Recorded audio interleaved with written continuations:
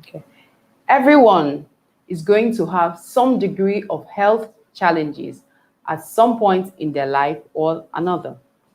Being diagnosed with diabetes mellitus, as you may well know, can be quite frightening, but you should not let it stand in the way of you enjoying life to the fullest, because your illness either defines you or you define it.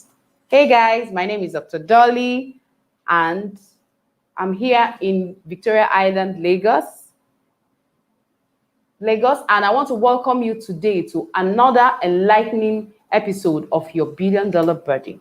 And this program is proudly sponsored by Salad Masters, the makers of the best cookware in the world. And with me right here in the studio is our in-house dietitian.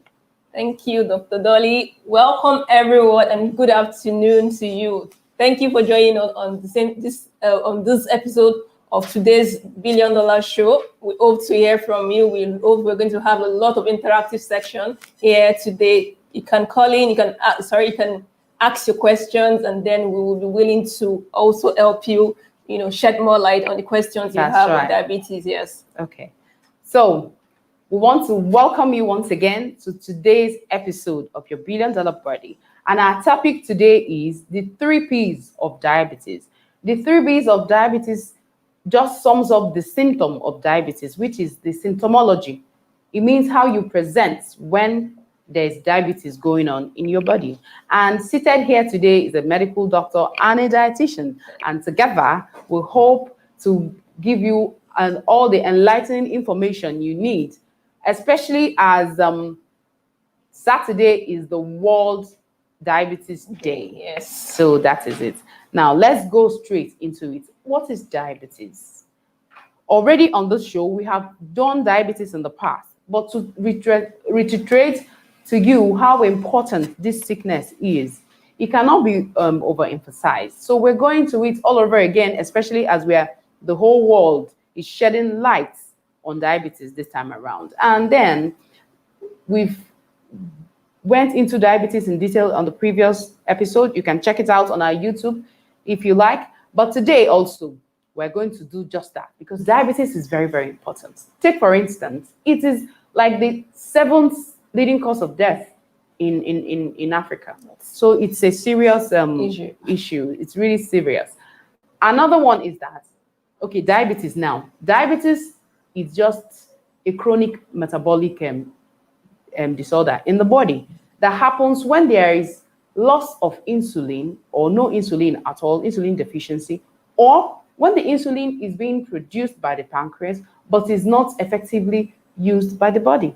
In this case, we call it insulin insensitivity. The insulin is not sensitive, it's not being taken to the body where it will be utilized.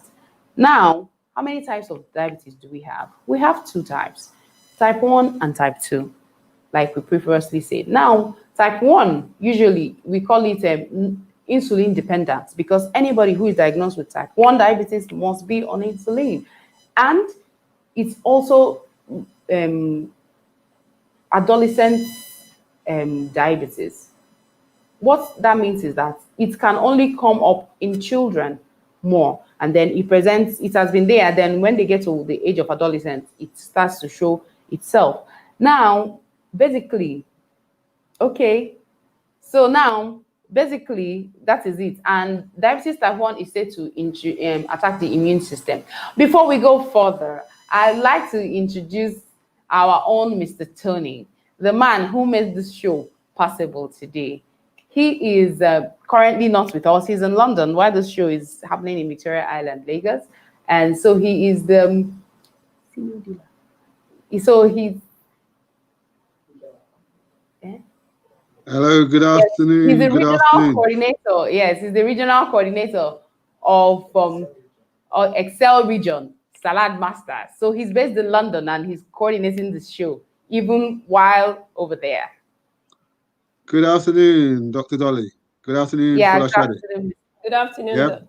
Well, we are back again. We're excited.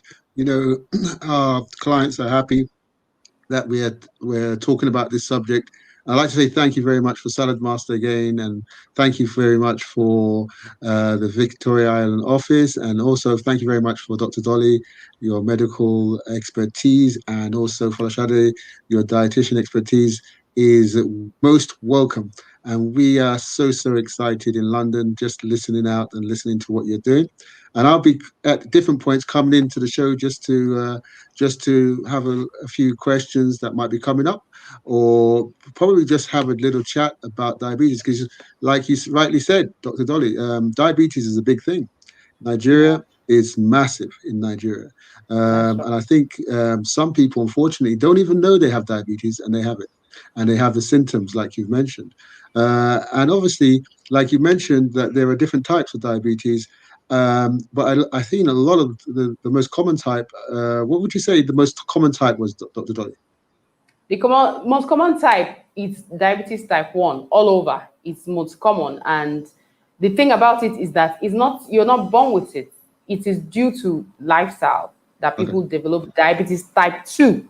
It is type 2. only type 1 that is hereditary. You can get it from your parents and born with it. But type 2 is a form of lifestyle disorder. Exactly. So type two is the one, and I'm sure type two Yes, is obviously the reason why we have the dietitian there too, to kind of that's help right. us, yeah, with regards to how do we get the two fields working together. Sometimes there's a battle between medicine and nutrition or diet, and I think what we're trying to do is sow the synergy between the two. The two can work together, you know, and that's the reason why they can work. The reason why we want them to work together is because the doctors are overworked.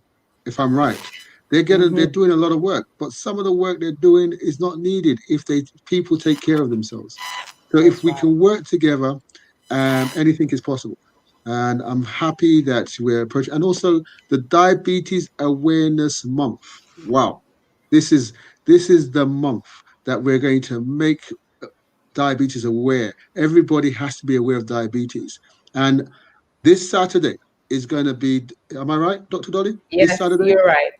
Yes. And for Shade, this Saturday is Yeah. our world, not Nigerian, world, No, No, all diabetes day. World Diabetics Day or that's Diabetes Day. So really, we're going to do something special this weekend on Saturday. And guys, look out for that thing special. But I want to just say thank you very much again. I'm going to coming in and out at different points. So, but I'm going to pass over to our experts in the studio of Nigeria, and we will have some questions for you very soon. Yeah. So thank you very much, and see Thank you later. you. okay. All right. So, um, back to the topic, diabetes. We just said that diabetes has two types, type 1 and type 2. Type 1, you were born with it, inherited from your parents. Type 2, it's you were not born with it, but you developed it in the course of living, probably due to your lifestyle, things you do and things you eat and how you spend your time. And we're going to look into all that. Now, briefly for type 1, it is just a chronic disease. Only 5 to 10% of people have it, and it is insulin dependent, usually caused by autoimmune diseases attacking the pancreas and causing it to stop producing insulin. Now, to the mainstay of the day, diabetes type 2. Diabetes type 2, like I said before, it is caused by lifestyle. First of all, the main thing that the main lifestyle that affects it is physical inactivity. You're always in one place. You don't want to move, you don't want to gym, you don't run, you don't do anything. You just stay and think that you're enjoying life. No, no, no. That is not enjoying life, because the muscles actually, and the skeletal muscles, they're actually manufactured or made to move. So when they don't move, there's a whole lot of things that goes wrong with the body. Diabetes mellitus is part of them. Type 2. Now, another one is what you also choose to eat or what you love to eat. Maybe you have sweet tooth and yes, you tend to go towards the quick fast foods, the snack, the what have you, all the pizzas, donuts, and all of that. Food made basically with white flour. Those are it. And then white refined sugar. But there, we have to look at the meats also. It's not all sugars that cause diabetes. Like something like honey is sweet, but It doesn't cause diabetes. So our dietitian is here. She will open our eyes into all of that because we have so many myths. I'm going to ask her. There are so many myths about diabetes I want to bust here today. Now, the three P's, the three major P's of diabetes, that are the symptoms. If you have diabetes, you must present with these symptoms. First of all, is that so many percentage of people who have diabetes are not aware they even have it. But if they are observant, they will notice that the number one P is what we call polyphagia. You eat too much, more than what you used to eat before. You keep eating, and it is never enough. We will go into why that is shortly. Secondly is polydipsia. Polydipsia is drinking excessively intake of water. You're always drinking water. You're always drinking. It's never enough. The more you drink, the more thirsty you feel. People around you will even notice you are taking water too much. So diabetes, this is the second major symptom of diabetes here. The third one is polyuria. As you're drinking the water, you're just passing it out. As you're drinking the water, you're just passing it out. A diabetic patient is never far away from the washroom because you need to always pass stuff. You'll be passing things. And if it's people who live in non-too developed areas, when you pass the pee on the ground, you see ants gathering. Maybe like 3 men are peeing and only one ant will be converging to that point. That's a pointer because it means that the pea is full of sugar and the ants are also enjoying it. So these are the 3 main P's. I should go over it again. Polyphagia, excessive eating; polydipsia, excessive drinking of water; and polyuria, excessive urination. When you have these 3 things, most likely that is diabetes mellitus type 2. These are not the only symptoms that diabetes presents with. Another one is fatigue. The person is always weak, very, very weak. Another one is loss of weight. I said polyphagia. The person also eats too much, and yet you don't gain weight. So there's an abnormality. Anybody should know that even though this person is eating too much, it's not appearing on the body. So there's something really going on. So this should be a pointer. If you are presenting with such a thing, this would be a good time to present yourself to the hospital so that you are properly evaluated. Sure. Yes. Another one is feeling sick. You wake up in the morning, you're apparently okay, but you feel, I'm not well. There's this feeling. We call it Malay in medicine. You have this Malay feeling. I'm not feeling well. I'm not all right. When this happens and it's persistent, you should also get checked out. Another is your reflexes get slower. Reflexes means if something falls on this hand, even though I am not looking, oh yeah, hit my hand. Yes, I know. But for a diabetic patient, you hit me. Yes, again. Oh, did you hit me? Wow. That is not normal. So reflexes for diabetic patients get slower. Now, if that's what happened when they hit their leg on the table, and some of them can even bleed, and they won't know until someone says, "Oh, you're bleeding." Say, where? Those are symptoms how diabetes can present. Another one is blood vision. They are looking and it's like cotton wool is covering the sights. They're not seeing it. They're not seeing very well. It's like there's harmattan. You know, when you walk out of the house during harmattan mornings, that is usually the way it is for them. In the afternoon, it will be like there's something. Oh, the weather is somehow today. It's not clear. No, it's clear. It's your eye. It's not clear. So when this happens, it's an indication that you go to a doctor and get checked out. Now, I want to go into the pathophysiology of why the 3 P's. Why does it occur? How can a person who has diabetes eat food and don't get fat? Now, the main thing is, first of all, insulin is a hormone. We call it an anabolic hormone. Anabolic means it's a build-up hormone that takes broken down starch in the form of glucose and takes it into the brain. It takes it into the heart muscles. It doesn't get to the brain. It takes it into the heart muscles, into the skeletal muscles, the muscles that make us move, into the liver, and into the fat cells in the body. That is what insulin does. So it helps them enter through the door, and when the glucose enters through there, it acts as the fuel. It fuels the activities, the metabolic activities. That is why I can be able to talk to you, because I'm utilizing the glucose I've eaten for breakfast to speak to you. Now, if I happen to be a diabetic patient, I will have so much broken down glucose in my bloodstream, but they can't get to my muscle, so I can't move this hand. That's one of the reasons they are fatigued. They're tired. There's no energy, because the energy comes from food, and the food is in the bloodstream, and the bloodstream, it is not where it's going to be utilized. It is when the glucose passes from the bloodstream into the cells, into the fat cells, into the skeletal muscles, into the heart cells, and into the liver. That's when it starts working.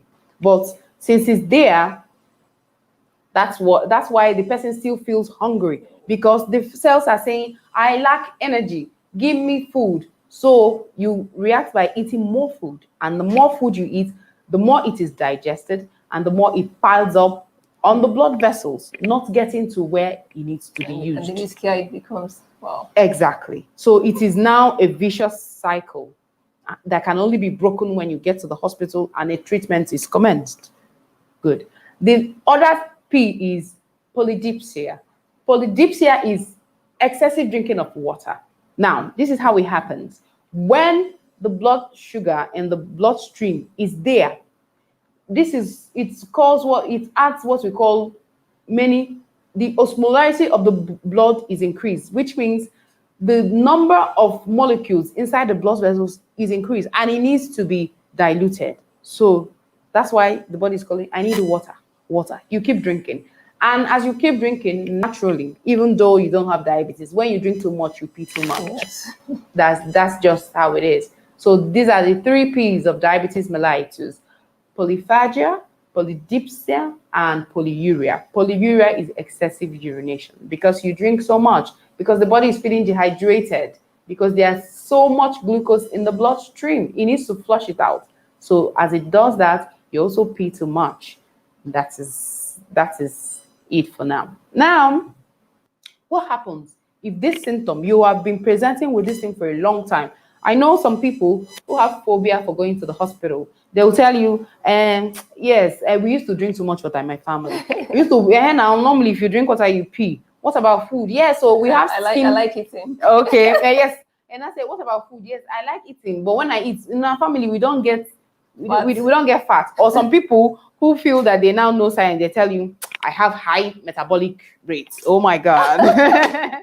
You now have, if I eat food immediately, I break it down. Yeah. No matter how high your metabolic rate is, if you eat food, you should gain weight. That's the normal thing. Now, when it's not following this sequence, that's a problem somewhere. Okay, now, when you present with these 3 signs for over a long time and you don't get to the hospital, what happens? What happens? First of all, diabetes, as we know, it is the major cause of 1, stroke. You can have stroke. Diabetes is one of the major causes of stroke. Another one, blindness. Like I said in the beginning, if you have, you're not seeing well, blood vision, which is also a symptom of diabetes, and you didn't pay attention to it, over time, the blood vision will be no vision at all.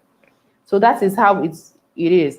Another one also, it is heart attack or cardiac arrest. When diabetes is not treated, it can give rise to cardiac arrests. Another important one is also kidney failure. Kidney failure, because the kidney has to mop up so many glucose not used by the body, has to mop it up every time the kidney is working overtime. So kidney failure is one of the complications of untreated diabetes. Another one is amputation of the limb. Like I said before, because diabetes have slower response to reflexes, they can hurt their feet on a table or knock it against anything and they won't feel it. And from there, you have what we call the diabetic wound. When it starts there, because there's impaired blood flow or blood doesn't flow to lower extremities, that's the leg of a diabetic patient, the patient will now come down with what we call foot gangrene. And once there's gangrene, the doctor has no choice but to cut off the leg, and we call it foot amputation. So diabetes is one of these, all these people you see that are using clutches to work. They are not all from Sharia states. Nobody cut their feet off maybe because they stole something. No, nobody. They didn't just cut it because of any other thing. It can be that they are just diabetic patients who didn't go to the hospital early in order to prevent that complication. Another one too, if symptoms of, remember we're still talking about symptoms of diabetes, if not treated, you can come down also with confusion, fast breathing, loss of coordination. You're not coordinated. If you are here and you're sitting on a chair, when you're not, if you want to fall to one side, you can help yourself sit up. That is coordination. When your brain is not coordinating, if you tip to this side, you just reach the ground. You just reach the ground. That's the way it is. And then also pain in the abdomen.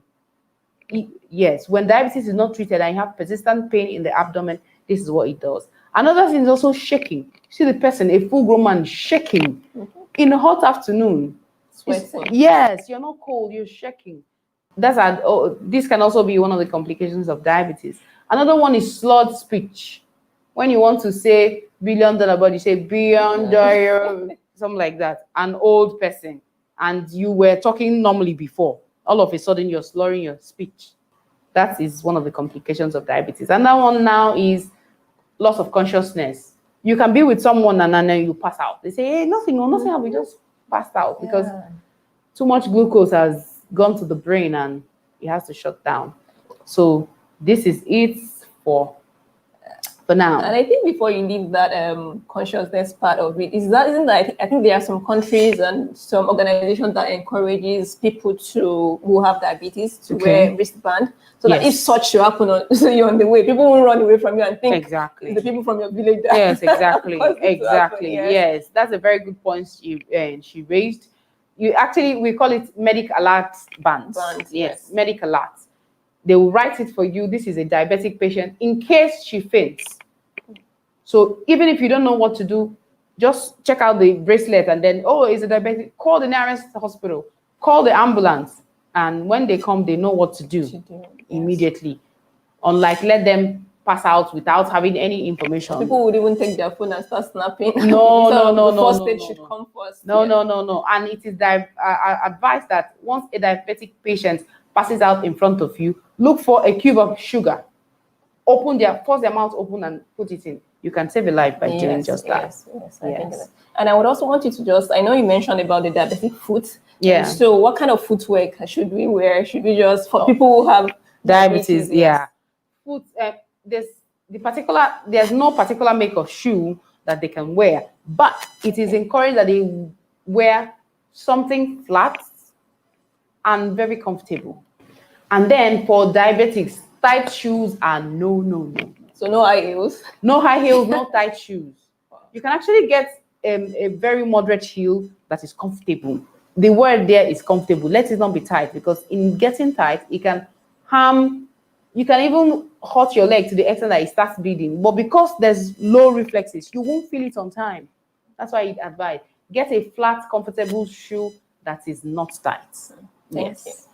Sorry, so let me just ask you this. So, there's this notion that young people don't have diabetes. I mean, younger, not the type 1, for the type 2 now. And so we used to think that it's our grandmas and grandpas that used to have all this, but it seems things are changing now. Yeah. Thank you for that question, because it's going to be an eye-opener for our viewers. Nowadays, diabetes type 2 comes earlier than it used to. Before, you see an adult of 40-year-old and above coming down with diabetes type 2.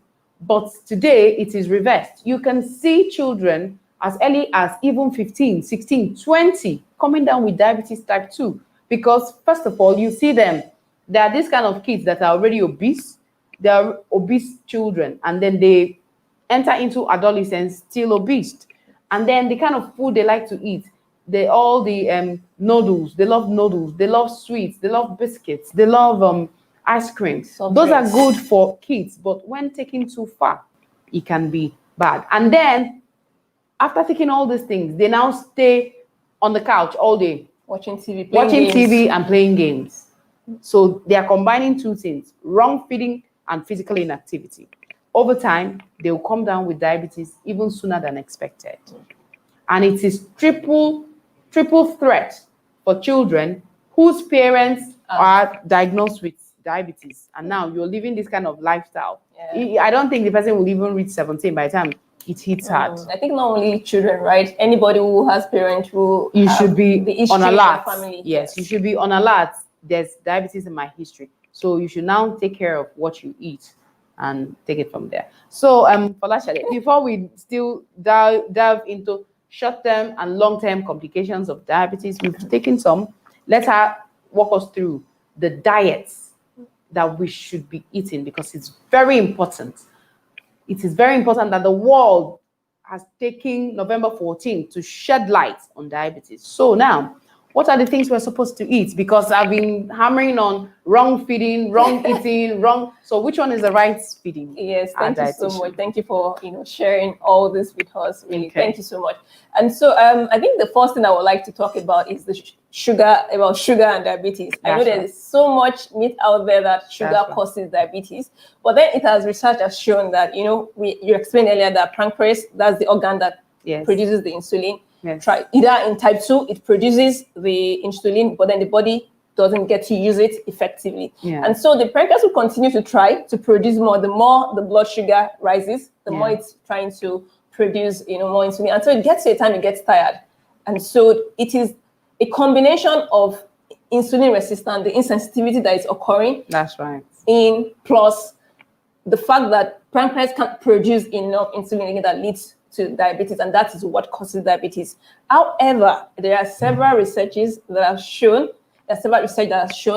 that it is possible consuming excess sugar has a link to increased risk of diabetes. Yes. So it is not the cause of diabetes, but then it increases the risk of you getting diabetes. So that is that about sugar and diabetes. Because how that you find out people saying, I don't even want to do sugar, I don't want to do this, but it isn't that way. Research has shown that. And so one of the key important things is that in the management of diabetes, it is so important that we pay attention to diet. Talk about the prevention, you need your diet. Talk about the management, you need a diet. If you want your diabetes to go into reversal, into remission, you need to pay attention to your diet. And so once you have diabetes already, one of the first things you need to do is to ensure that your doctor gives you a referral to a dietitian who can help you manage your diet properly. That's right. A lot of times, once someone is being diagnosed with diabetes, you find out people saying that, you can't eat eba, you can't eat rice, you can't eat yam, you can't eat bread, you can only eat beans. And so at the end of the day, you begin to wonder, so is my life only about beans? No. It's boring. And so I'm glad you even mentioned that earlier, that diabetes isn't a death sentence. Once you have diabetes, you can still get to live life at its fullest. Yes. You don't have to see diabetes as death sentence. And so this is why it's important that both in combination with your medication and your diet, you can use to bring your sugar level down. And I'm so happy to inform you that once you're able to do that, it gets to a stage where you can fully get to manage your diabetes with just your diet. And so you don't have to even go use the medications anymore. So it is very, very possible. And this is why you need to pay more attention to your diet and invest in your diet. Don't just learn, practice all these things, because once you lose, Dr. Dolly mentioned, lose your body parts, have a kidney problem. Even the kidney problem is the one that is more scary, because there's so much restriction. You're restricting carbohydrates, you're restricting protein. It makes your diet very, very, very, very difficult. So you don't want this to happen. But once you have diabetes, one of the key goals of nutrition therapy for diabetes is to ensure that you still have access to quality nutrition. You're still having access to varied diet. You're eating, a variety of food, your vegetables, your fruits, your carbohydrate, protein. All those are very necessary for you. Although carbohydrate is the nutrient of focus when it comes to diabetes. But it doesn't mean you're not going to eat carbohydrate. What you need to do is to learn how much carbohydrate am I allowed to eat. If your medication, so how do I get to use my medication and still combine it with my diet to ensure that my blood sugar would come down?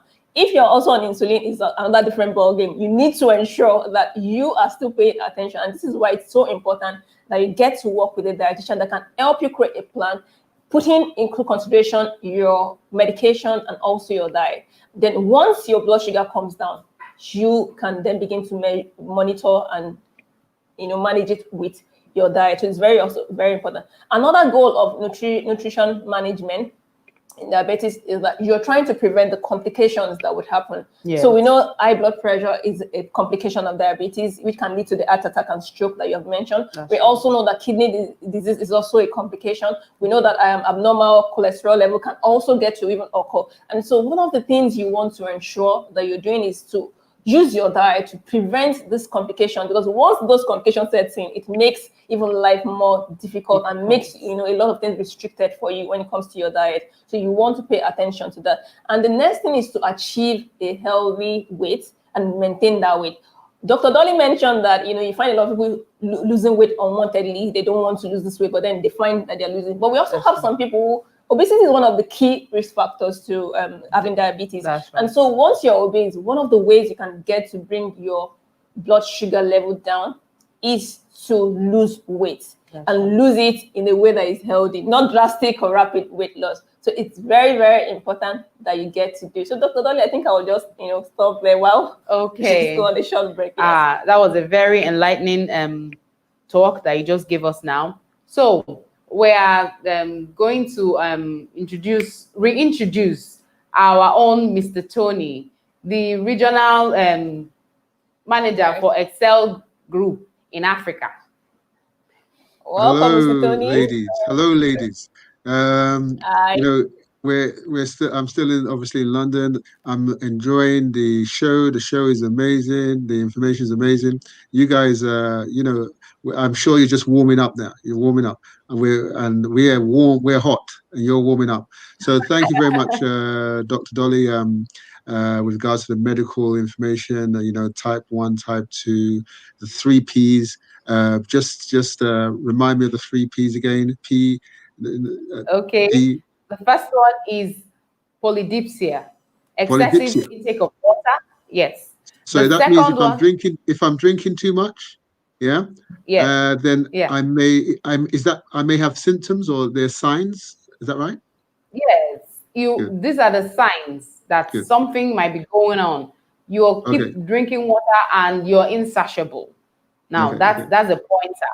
Another P is when we say drinking water, just as a matter of interest, what is excessive? Because some people, to be honest with you, they're on this water thing where you're just drinking water because you want to get healthier.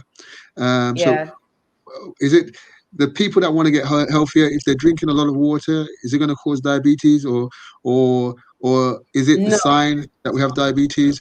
Or what would you say is excessive? I'm just trying to ask excessive. Well, an average 70 kg man should ideally have like 3.5 to 4 liters of water in a day.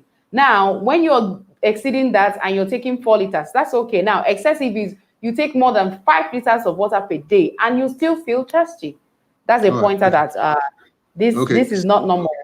So if I'm right, then excessive is when you kind of feel, even though you drank water, you feel thirsty all the time. Yeah. So it's the first. It's like if I want to drink water, I make a choice to drink the water. It's not like I'm thirsty to drink water. I make a choice. Right. Yeah. Whereas if I feel I have to have the water and I have to consistently have the water, that means that there's a symptoms there that I need to watch out for. Is that right? That's right. That's Fantastic. Yeah. And then what's number P? Number 2, P. Okay. Number 2 is now polyphagia. That is excessive eating. You are eating too much and you're not gaining weight. Polyphagia. Right. Excessive intake of food. Okay. So I'm eating. Mm-hmm. What's excessive food? Because, we all like eating. So what's excessive? What do we mean by excessive? Well, excessive can mean so many things for different people. But when before you say that someone is having excessive food, you have to consider first of all the person's gender, is he a male or a female? Then you consider the weight and then the kind of work they do. Of course, manual laborers, they eat more. They should ideally eat more than professionals who just stay in the office and do the laptop work. But every normal human being, you should have breakfast, lunch, and dinner, and then snack in between. When you have breakfast, you brunch, you have snack in between, another snack, 3 or 4 servings of snack before lunch. And you will know. People around you will even tell you you're eating too much. When you start hearing such comments, or maybe even people who don't know you well, they've observed you, you've munched this one, you've nibbled this one, you have beaten the no.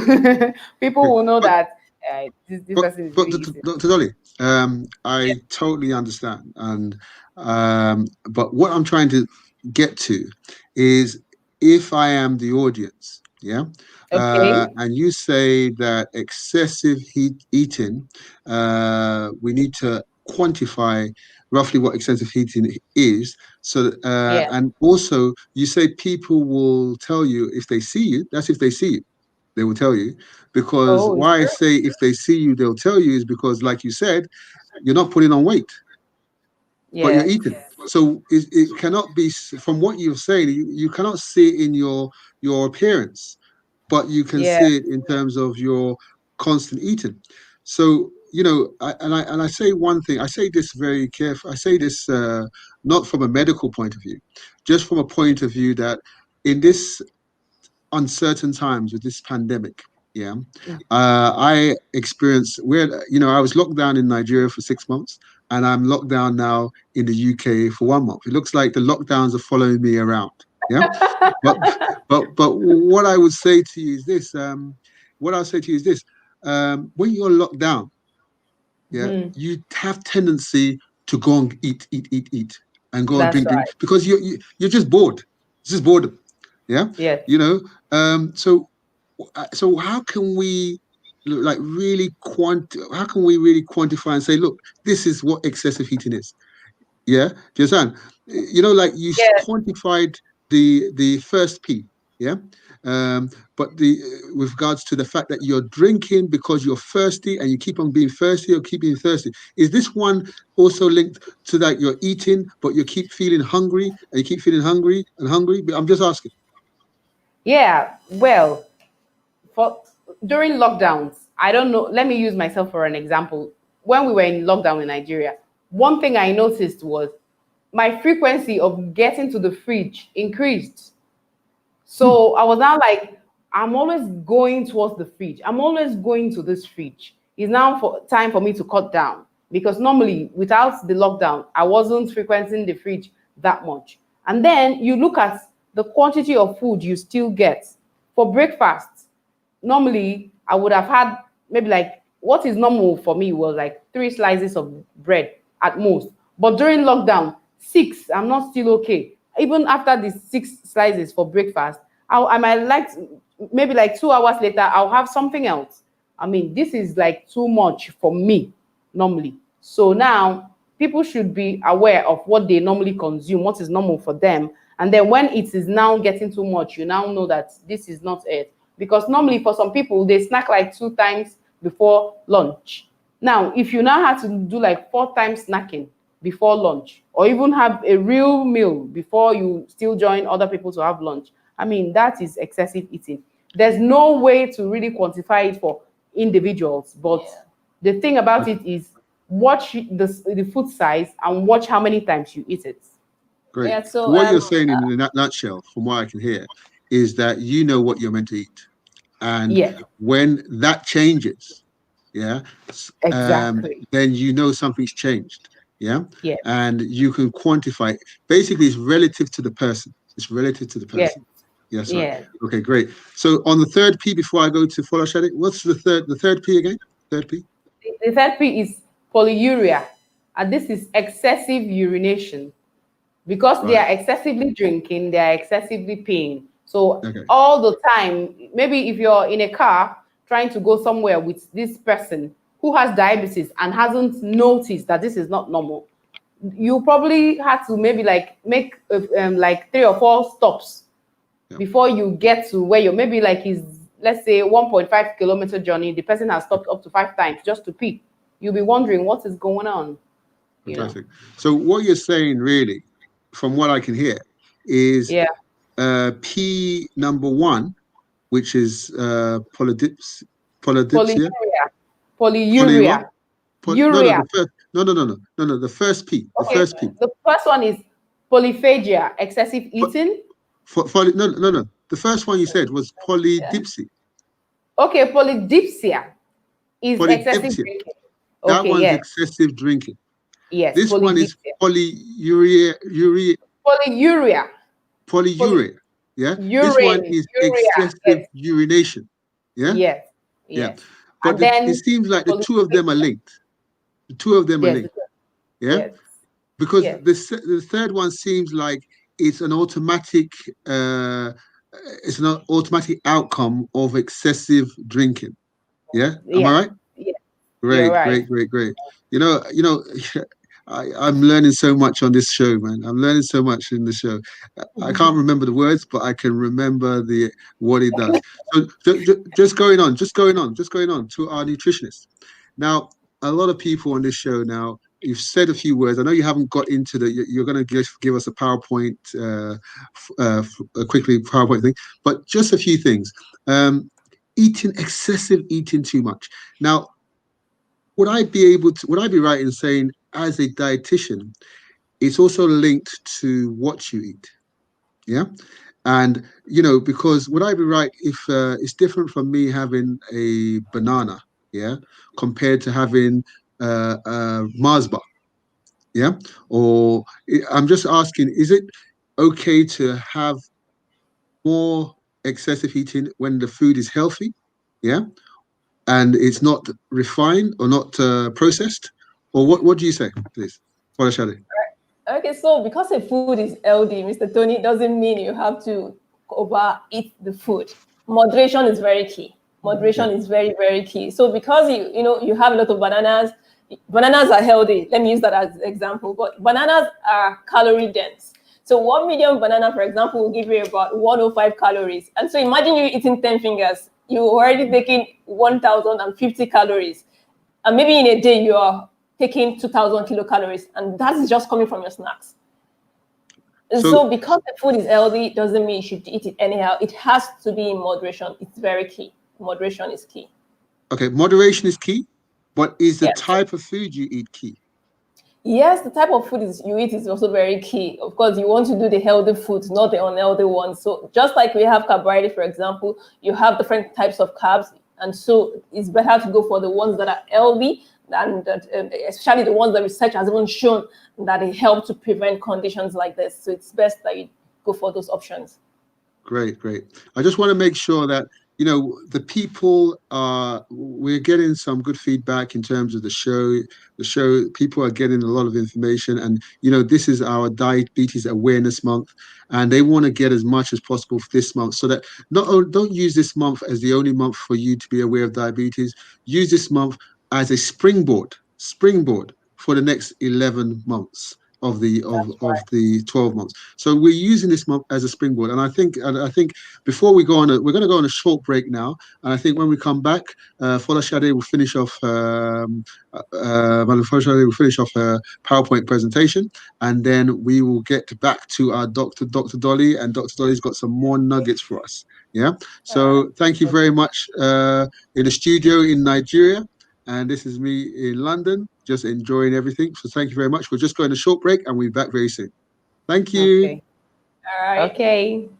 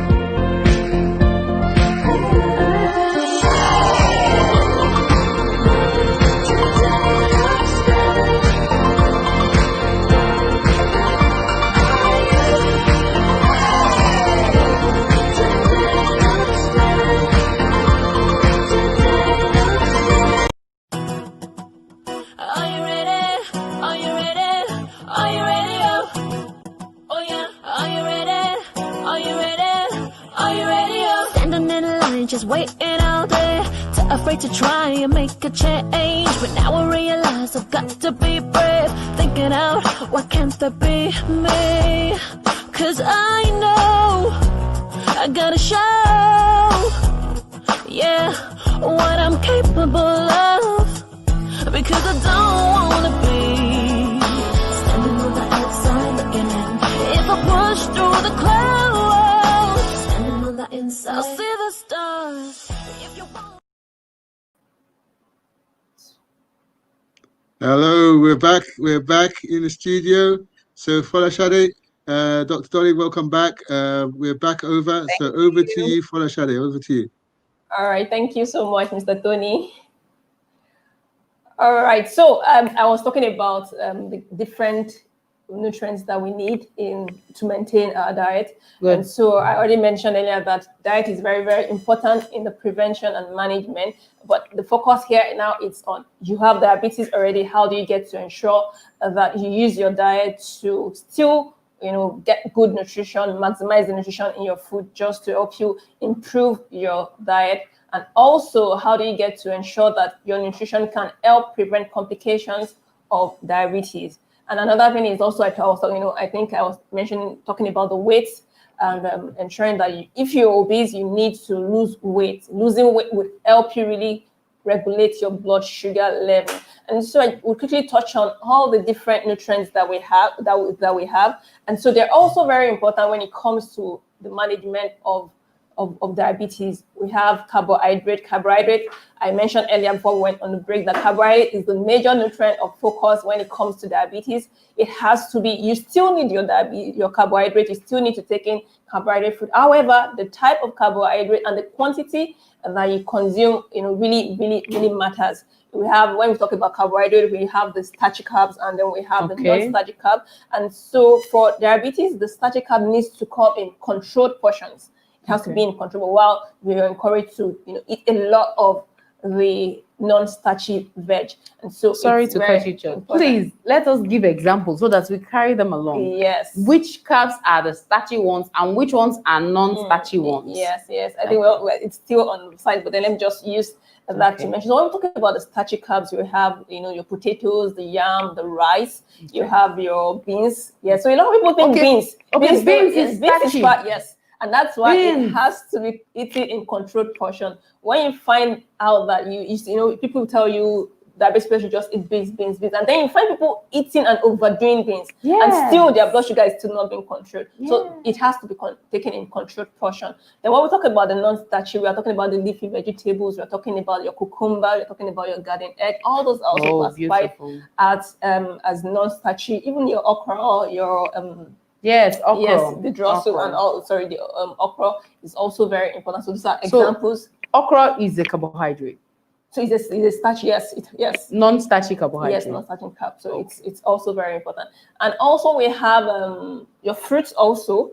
We also have fruits. Fruits also have higher level of carbohydrate compared to the vegetable cousins. I like to call them cousins. However, fruits also contains a lot of water and high fiber, and so this can also be increased in your meal. However, it has to come in controlled portions too. As well. Yes, for diabetic patients, it's very important because usually we tell people consume a lot of fruits and vegetables, but for fruits that are, let me use banana for example now. Bananas are also very rich in carbohydrates. And so it has to be consumed in controlled portion for people who have diabetes. It's very, very important. And so the next thing is protein. Protein is also very important, just like it's important for every other person. For healthy living, for it's balanced diet. And protein has minimal impact on your blood sugar level, compared to the carbohydrate. But you need to continue. We've been saying it. You need to do healthy protein, the lean meat. You need to do. So when we talk about lean meat, so if you're doing chicken, for example, the chicken without the skin is lean meat. We also need to do. We have the plants protein, your beans, your lentils. They're all examples of plant protein. Some nuts are also very rich in protein. You have the almond nuts, you have the cashew nuts, you have the peanuts. All these are healthy proteins that you can add to your diet. And the good thing is protein. Most of those protein have lower levels. The nuts in particular have the lower amount of carbs in them. And so the next is your healthy fats.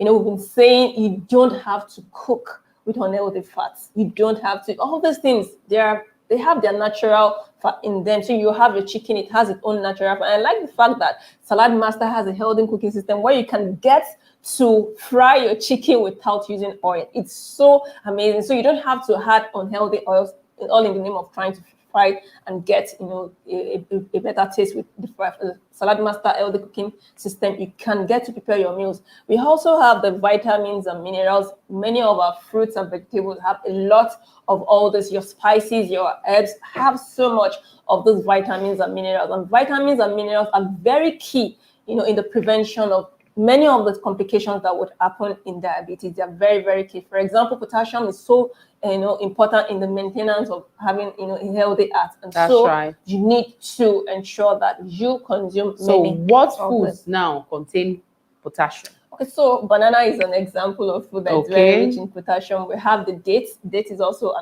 Another one is spinach. tomatoes. Yes, Tomatoes. spinach is also a very, very good source of potassium. Good. So, So when you're buying your bananas, tomatoes, spinach, and dates, you know what you're going for. You're going for the potassium, which is also very good for the heart, for diabetes prevention and treatments as well. Yes, it's so important. And so, I have just a few more to add and then get back to you. Okay. And so when it comes to diabetes, I mentioned earlier that having a personalized meal plan is very, very important. Exactly. Someone who has diabetes that is obese, okay, the nutritional requirement for such person is different from someone who isn't obese and has diabetes. Sorry, please. Who makes these meal plans for them? So that is why it's so important. I mentioned earlier, you need to work with a registered dietitian. Oh my God. Yes, did you hear that? Very, very important that your doctor is important, your dietitian is important in the management of diabetes. Yeah, so when you see your doctor, ask if you don't know any exactly. dietitian, ask for referral. Ask me. Yeah, I'll give you her number. Thank you. Yeah. So she's the doctor and then a registered dietitian. Ask me. So we can really help you, improve your health by creating plans, personalized plans that would go ahead to help you manage or even reverse your diabetes. It's also very important. So there are two major methods of diabetes meal planning that I just quickly want to focus on. And so the first one is about counting the carbs in your diet. And so, of course, as a limb, this is not your area of no, wait, I want to get something. Do I get my yam and start counting it? I don't understand. That is what I'm saying. And this is why it is very important that you get to work with a dietitian. So the dietitian has the expertise already to know how much carb you have in a particular meal. And so the dietitian will then work with you to help you learn all this, so that if I find a food outside, maybe rice, for example, I understand, okay, in this amount or this quantity of rice, this is what I need to take, and this would offer me this amount of carbohydrate. Yes, that is very important. And so the second method is what we call the plate method. People find this very easier. And so the plate method is where you use a very small, so it's advised whether you have diabetes or not, you need to use smaller plates to serve your meal to avoid overeating. It's very important. And so this plate method, you divide half of your plate, and then you have the non-starchy vegetables on the half part of the plate. And so for the other part, you divide into two. So that's 1/4, 1/4. A part of the 1/4 goes for the starchy carbs, while the other part goes for protein. Many people ask that why don't we have fat in it? A lot of proteinous food comes with fat also. That's right. So you talk about your egg, you talk about your fish, you have fat, healthy fats in them. If you talk about your nuts, you have healthy fats in them. So it is very important that you get to do this. Once again, before I hand over to Dr. Dolly, I just want to encourage you to invest in your nutrition. There are ways you can get to use your diet to prevent diabetes and also to manage diabetes so that you can go into remission. It's very important. And Salad Master has offered you, their Salad Masters are our sponsors, and they have offered you a very healthy cooking system that can help you prepare your meals to get the best nutrition out of it, to preserve the nutrients. Imagine preserving the nutrients in your food up to 93%. That's wonderful. It's wonderful. So please, you need to do this. You need to invest in your health just to ensure that you live a full life of health. Wow, that's so good. Okay, at this point, our regional coordinator of Excel Region, Salad Master, Mr. Tony, it's here again. Wow. That's very useful information. I like that one with the plate. You got that plate where you've got like half of it is vegetables, half quarter of it looks like rice and like some beans, and the other quarter is your chicken or your your meat. So that's a very nice picture. I'd like to say also that what you've said also about the meal plan, it's very important. Like a lot of people now are looking at what should I be eating, and I think you've mentioned it clearly that that is really what we should be doing. So thank you for that. Is there anything else you could advise somebody who has if somebody has diabetes, because we talk about the prevention prevention is better than cure, yeah. But if somebody has diabetes now, what is it that they can stop now to make things better for them? What can they do now to stop? If we're not going to assume they're eating anything, what is it that they can do now to improve things now? Is there anything at all from a diet point of view? Okay, so let me take that question. Then you can then come into the. I will not deal with the nutrition aspects of what they are going to do now. But any diabetic patient right now listening to this program that wants to turn his or her blood sugar around, first off, if you are smoking before, stop smoking right now. Another one, start exercising right now. After watching this program, get up from their couch, get up from your seat, and start exercising. If you cannot run, walk. If you cannot walk, do something, dance, stay on the spot, flex your arms, get moving right now. Stop physical inactivity right now for any diabetic patient. And then another one is maintaining a normal blood pressure. Maintain a normal blood pressure. What you can do right now about it is stress management. Don't walk into arguments, don't walk into problems. Maintain your stress level. Control it. Don't hit the roof anytime someone annoys you. That also helps in controlling your blood pressure. And another one also, keep cholesterol and fats away from the body. And how you can do that is right now, go and buy a Salad Master cookware so that you can fry your chicken without oil, because fats contributes a whole lot to worsening of diabetes mellitus. So those are the things you can do now. Go get you a healthy cooking ware. Start cooking healthy. Reduce the amount of unhealthy oil that you get into your food. Unhealthy oil, that is what is very important. Reduce it right now. Get a healthy cooking ware. Stop smoking. Start exercising right now. Control your stress level so that it can be able to also control your blood pressure. So to the food part, I hand it over to our dietitian here. Thank you very much, Dr. Dolly. That information is very, very useful.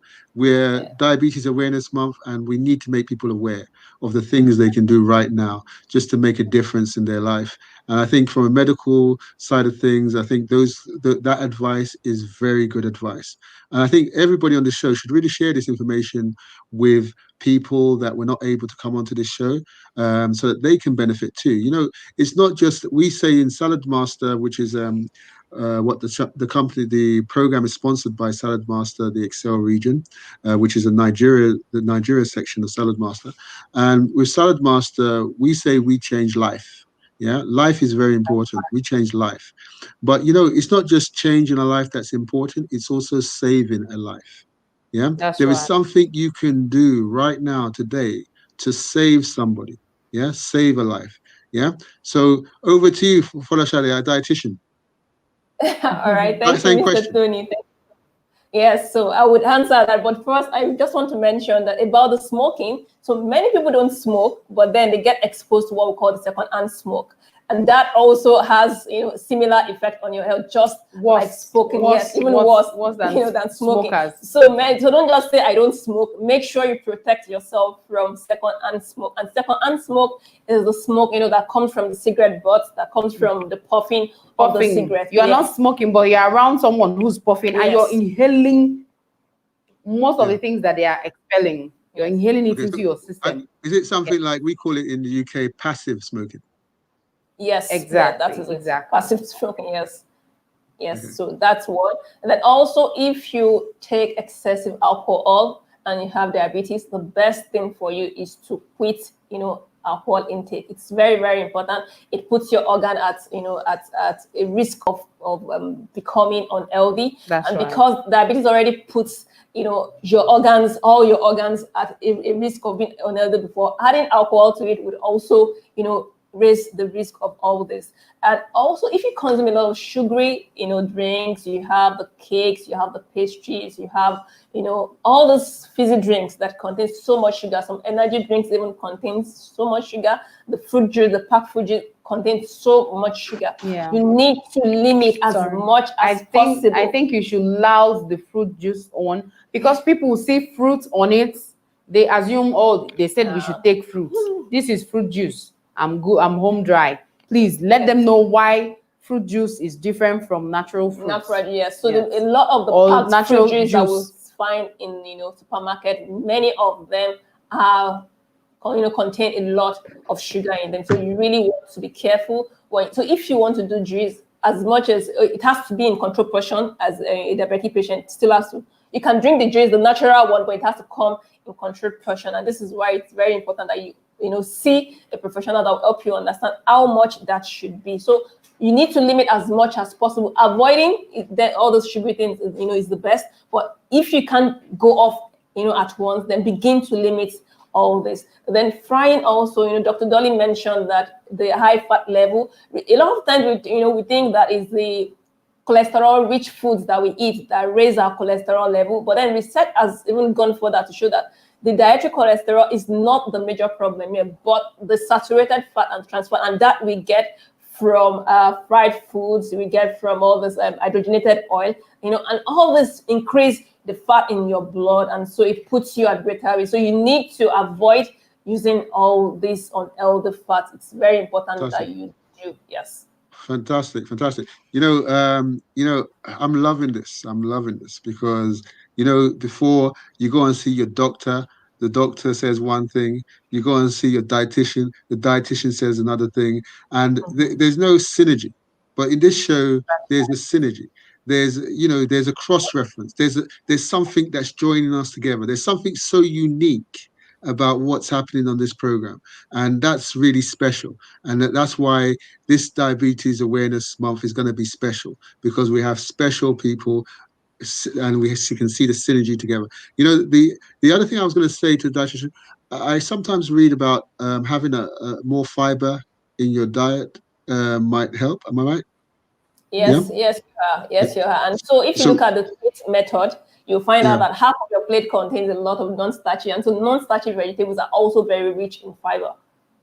Okay. Because I want to say, look, we're gonna, hopefully we will change somebody's life, and hopefully we will save somebody's lives by watching the show, whether they're on the show live or not. And I think it's important for us. I know that there's so much information that the two of you have over this Diabetes Awareness Month, and I'm sure even I've seen from Dr. Dolly that Dr. Dolly hasn't even covered half of what she wants to cover today, At and all. I know, but the thing is, what's important for us is what we've covered so far. People understand, and I think that is what you're doing, which is amazing. Whatever you've done, people will understand. People will be able to apply it. It will be simple, and they can take action now. And also people that are on the borderline of being diabetic, they know the symptoms to look for, and that's another thing that's important. Being a certain age group. I remember before, Dr. Dolly, you mentioned we also have to look at the age group. Could you shed some light on that also, please? Okay, fine. Um, for the age group thing, once you're 40 and above, you need to look at what you eat. If you were not conscious of your diet before, now is the time to look at that. But now, because of reverse of events and then introduction of the Western pattern of feeding to us, and even them, because now feeding has gone to fast food joints, and everything has made feeding so easy, and then you just walk in and then have whatever you want, but it doesn't mean that they are all very healthy. Now, we now suggest that the age now be decreased even to maybe 30. When you're 30, look at what you eat before you eat them, because now the risk of diabetes coming to people who are much younger than 40, it's there. And even children who are even adolescents, they should also look at their family history and know that my parents, do they have diabetes? If you do have close first degree relatives who have this, now you start even being on the watch out for diabetic signs and symptoms earlier than the general population. So that is it. Yeah, so I think I just want to add, to what Yeah. you just said, that, research has shown that so as much as the adults seems exposed to diabetes, research has also shown that some kids, nutrition at early childhood also have a lot to play in development of some of these lifestyle diseases. So for kids who were not, exposed or were not given healthy nutrition, maybe, for example, a lot of parents overfeed their kids when they are younger, when they are still babies and infants. Right. And so some of these have been shown to also lead to the development of diabetes in adult years. So you want to pay attention to that. And the statistic is so scary now, because I saw a statistic from the International Diabetes Federation that was showing that, more than, between 1 in 2 persons don't even know they have diabetes. That's right. And the age, for those who have, the age range is between 20 to 79. Yeah. So 20 as well as, and even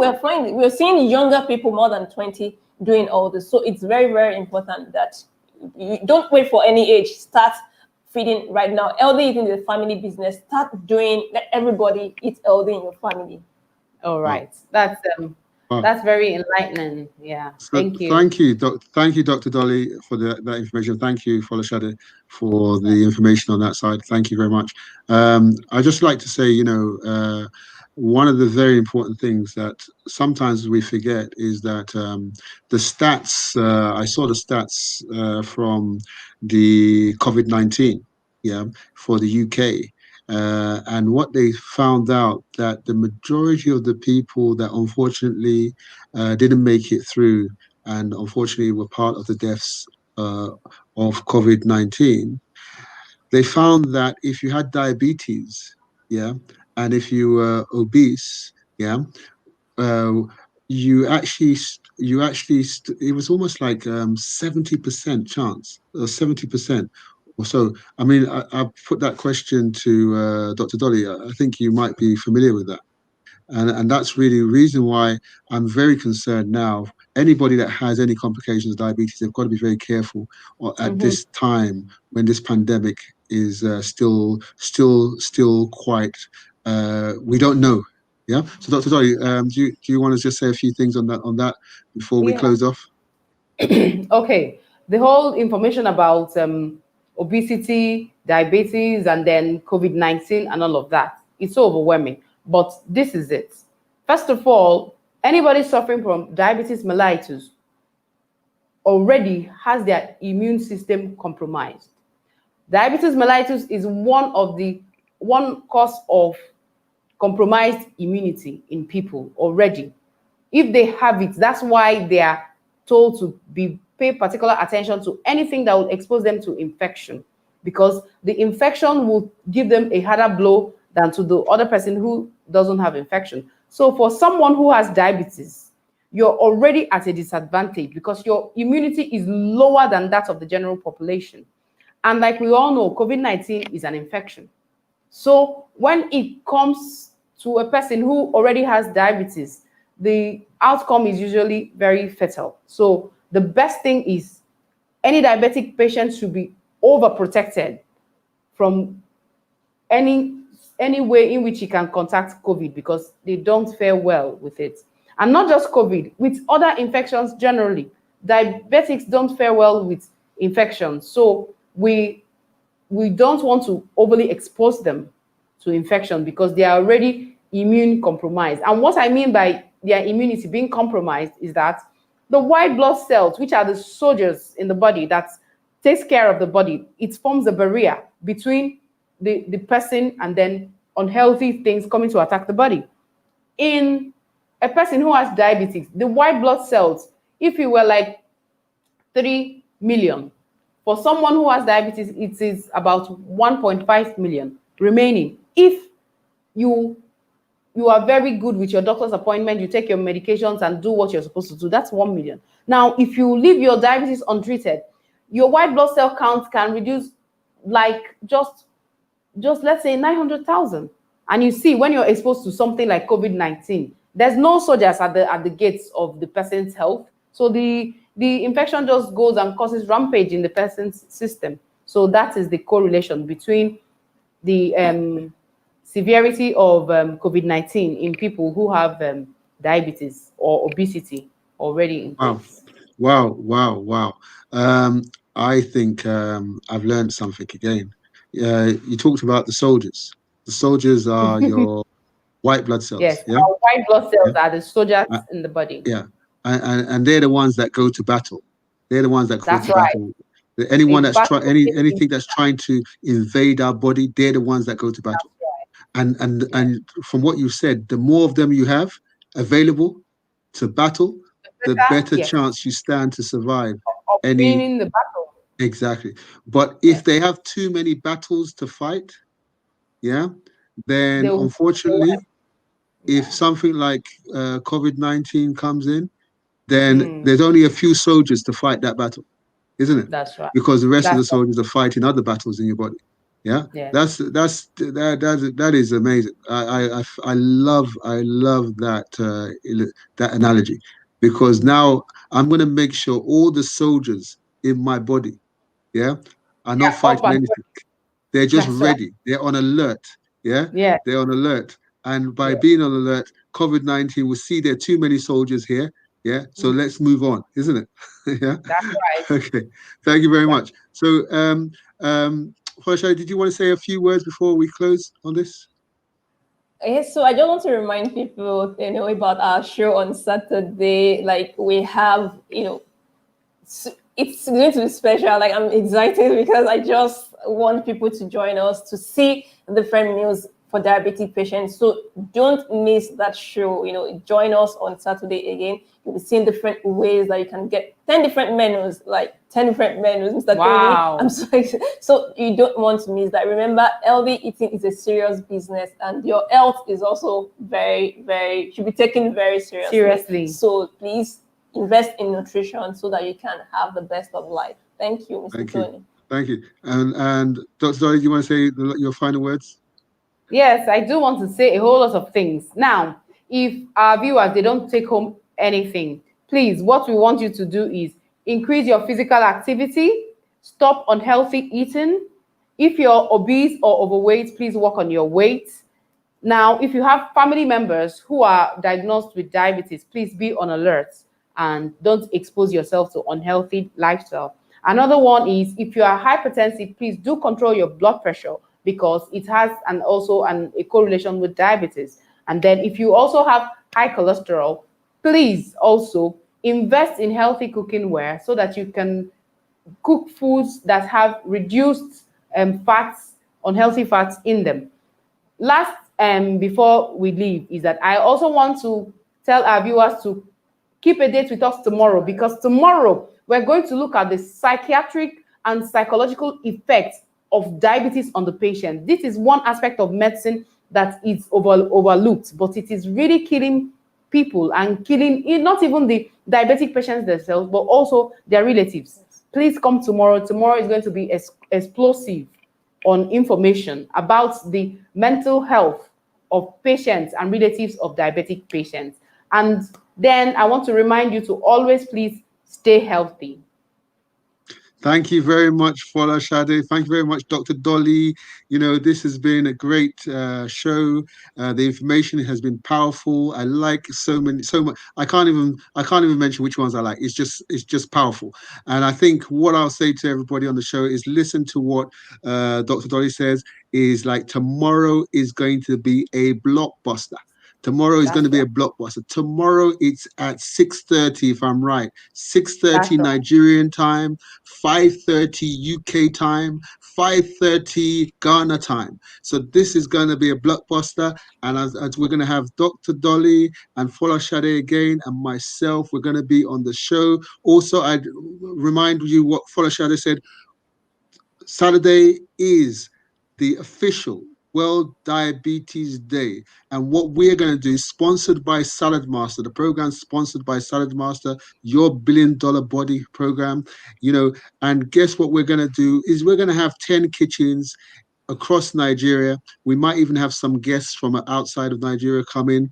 And what we're going to do is we're going to cook some healthy dishes and show you why a company like Salad Master Excel Region will actually sponsor this kind of program, because it's all about healthy cooking, healthy eating. As we always say, you are what you eat, and I always say, there's a price to pay for wellness and there's a price to pay for illness. You decide which price you pay. So guess what, guys? On Saturday is going to be another blockbuster. Friday is a blockbuster. Saturday is going to be another blockbuster. And it's going to be amazing. And please share this, like it. Anyone, if you want to save a life, send this link out to somebody that has diabetes. If you want to change your life, send this out to someone that has diabetes. If you want to save a life and change your life, send this out to somebody that doesn't have diabetes so they can prevent it. But thank you very much, the studio. Thank you very much, Nigeria. By the way, quickly, what's the temperature in Nigeria now? Is it hot? Is it hot? Is it hot there? Yeah? Yes. Is it hot? Very hot. Yeah? Very hot. Is it very hot? Oh, you're making me feel so bad. It's so cold here. Look at me. I've got my coat on. I've got my jacket on. Oh my gosh. Sorry. But guys, thank you very much for the show. And guess what? This is your $1 billion body show by Dr. Dolly. And thank you very much, our dietitian, Folashade. Thank you very much. And we're going to finish off with a small little advert. And bye-bye. Bye. Bye. Bye. Bye.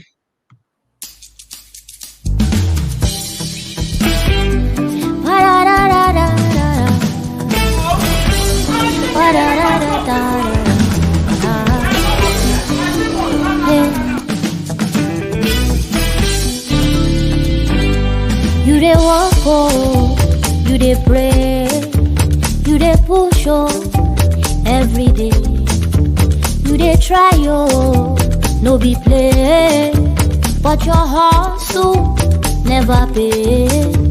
And you think say God, no dey for your side, and you want to find another way to prosper. You think say God, no just get your time. Àbí ó ti gbàgbé ìlérí t'Olúwa ṣe. Àìmásìkò ló dààmú ẹ̀dá.